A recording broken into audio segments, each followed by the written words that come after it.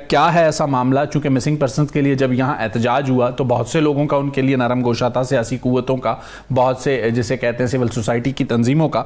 लेकिन अब जब दहशतगर्दी की कार्रवाइयों में उन्हीं मिसिंग पर्सन्स के नाम आते हैं तो मुकम्मल एक खामोशी नजर आती है। जी हाँ, बहुत शुक्रिया। देखें कि ये जो मिसिंग पर्सन का जो इश्यू है, ये एक मुतनाज़ा कंट्रोवर्शियल बनाया गया है, अनफाउंडेड मिथ्स पे है, जब जिसमें है, और एट टाइम इसको समझा नहीं गया है कि इसमें क्या है। फेक स्टोरीज पे ये इसको डिपेंड करता है। और जिसके तरीके से देखें, इसमें जो असल मोटिव जो समझने वाली हैं, एक तो ये है कि लोग इस इश्यू को रेज करके सियासी मफादात हासिल करना चाहते हैं। जिस तरीके से हमने देखा कि अख्तर मेंगल ने कहा कि 5000 मिसिंग पर्सन के हैं, जब उनसे लिस्ट मांगी गई तो उन्होंने 983 बंदों की लिस्ट दी।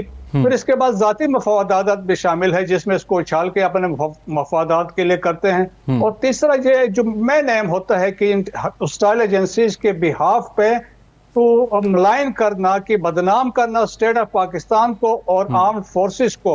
और देखिए, कुछ हमें हालात को समझना चाहिए। पाकिस्तान एक स्टेट ऑफ जंग में रहा है 79 के बाद। यहाँ पे दहशतगर्दी कार्रवाइयां बहुत ज्यादा जोरों पे थी। फिर 9/11 के बाद भी यहाँ पे हालात हुए, तो रिट ऑफ स्टेट स्टेब्लिश करने के लिए तो सिक्योरिटी फोर्सेस ने एक्शन लिया। लेकिन देखें, रीजन अगर हम देखें ना कि आखिर क्या है, ये वो लोग हैं जो टेररिस्ट हैं, जो मारे जाते हैं। आपने जिस तरीके से आपने जिक्र किया कि ये मच वाले एरिया, उसमें भी ये अब्दुल वदूद सतकजई था, करीम जान अभी एस्टेब्लिश हुआ, और जो बलोच लिबरेशन फ्रंट के जो मारे गए थे सरवान में, वो भी मिसिंग पर्सन थे। जो मारंग बलोच ने कहा था इनके लवाहिकीन यहाँ पे बैठे हैं, वो एक प्रोपेगेंडा वगैरह कर रहे थे। सेकेंडली देखें कि ये लोग हैं कि ये खुद लड़ाई लड़ने के लिए कोई इराक गया है, कोई सीरिया गया, कोई अफगानिस्तान में है, या हो सकता है ये गैर मुल्की जेलों में हो। ज्यादातर लोग पॉलिटिकल असाइलम में है, कुछ अपनी जाती वजूहात पे छुप के आए हैं, और कुछ लोग हो सकता है अंडर इंटरोगेशन हो। बिल्कुल। लेकिन ये ओवरऑल देखा जाए तो ये पॉलिटिकल माइलेज हासिल करने के लिए उसको उछाला जाता है। सर, आप कमर चीमा साहब के इस पॉइंट से एग्री करते हैं कि पॉलिटिकल ओनरशिप के साथ इस मसले को वंस फॉर ऑल सेटल किया जाए?